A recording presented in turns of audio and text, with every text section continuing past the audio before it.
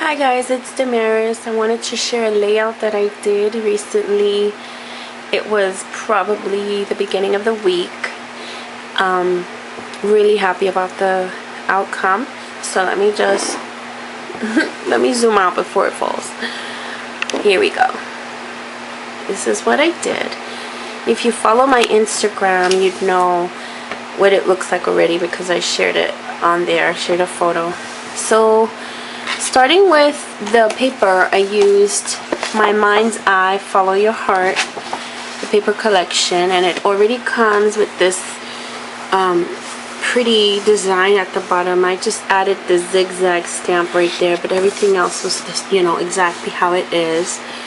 I also added this chicken wire distressing in the back in these specific areas.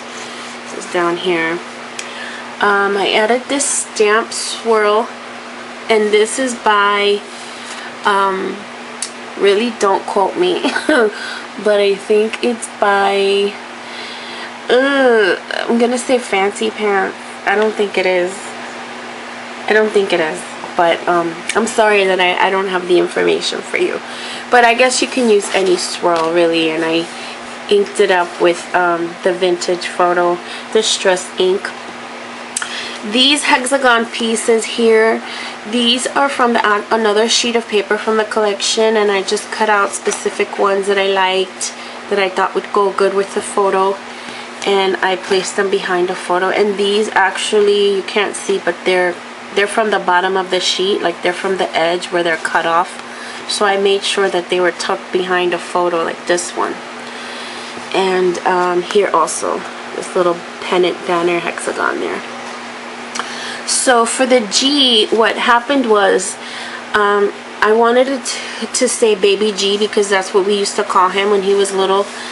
And I had this gorgeous G, but it was like a really weird funky color. And this is from a Heidi Swap or Heidi Grace collection that I got at Joann maybe a year and a half ago, where they have those huge monogram letters in different shapes and different colors.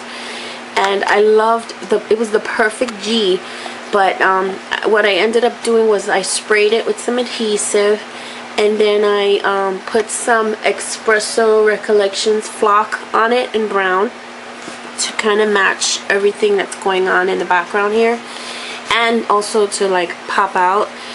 But it was still sheer, so I sprayed it over again twice. I did the spray twice, and then I did some more flocking, and it became this really fuzzy G, which I love. And you could kind of see that it's like onto the paper, it's like following the fuzzies. So what the very interesting part of this layout has been for me is all the hexagons. I love hexagons. What I ended up using to put Baby G is this, and I cut them apart. And this I got at Yaya's shop, which I will leave the link below. I purchased these from her, and it was like the best thing I could have done because I love it. And what I noticed when I did the cutting is that this shape is smaller than this one, and this one is smaller than this one. So there's basically 3 big shapes and then 3 little shapes that go inside of the big shape.